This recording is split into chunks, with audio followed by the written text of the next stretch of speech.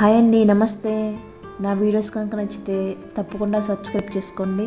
ఈరోజు నేను వచ్చి కస్టర్డ్ పౌడర్తో ఐస్ క్రీమ్ అనేది ప్రిపేర్ చేస్తున్నాను. ఇది చాలా ఈజీగా ఏ క్రీమ్లు వాడకుండా చక్కగా ఇంట్లో ఉన్న వాటితోనే చేసుకోవచ్చు. ఇలా చేసి పెడితే పిల్లలు చక్కగా తింటారు. ఇక్కడ నేను 250 ml మిల్క్ అనేది తీసుకున్నాను, full creamed milk. Custard powder వచ్చి వెనిలా ఫ్లేవర్ అనేది తీసుకున్నానండి. నేను మీకు ఏ ఫ్లేవర్ ఇష్టమైతే అది తీసుకోండి.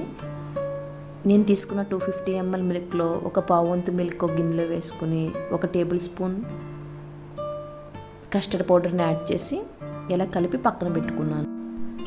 మిగిలిన పాలని ఒక గిన్నె తీసుకుని దాంట్లో వేసుకుని ఇలా మరిగించుకోవాలి. ఇలా ఒకసారి పొంగొచ్చిన తర్వాత ఇలా బాగా కలుపుకున్న తర్వాత దీనిలో 2 టేబుల్ స్పూన్ల పంచదార అనేది యాడ్ చేసుకోవాలి.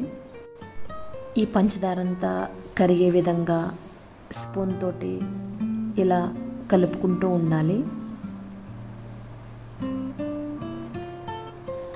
ఇలా కొంచెం ఆ పంచదార అనేది కరిగిన తర్వాత ఒకసారి మళ్ళీ కలుపుకొని మనం ఆల్రెడీ కస్టర్డ్ పౌడర్ అనేది కలిపి పక్కన పెట్టుకున్నాం కదా, దాన్ని ఒకసారి కలుపుకొని మళ్ళీ ఈ పాల మిశ్రమంలో యాడ్ చేసేసేయాలి.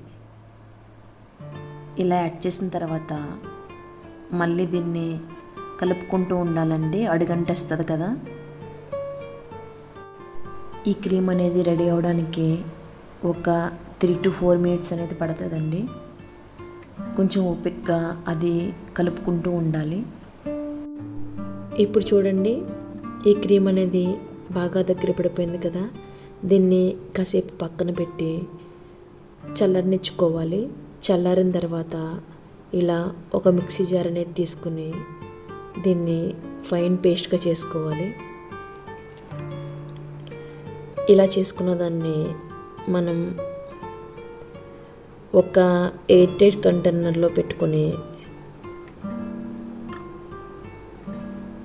ఇలా వేసుకున్న తర్వాత దీన్ని ఫ్రిడ్జ్లో అనేది 2-3 hours అనేది పెట్టుకోవాలండి.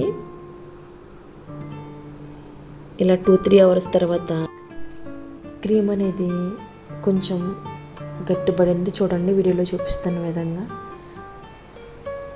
ఇలా దీన్ని తీసుకుని ఒక మిక్సీ జార్లో వేసుకున్న తర్వాత ఇక్కడ నేను పాల మీద మేగడ అనేది తీసుకున్నానండి. 2 రోజుల నుంచి దాచిన మేగడని తీసుకొని ఈ మిక్సీ జార్లో యాడ్ చేశాను.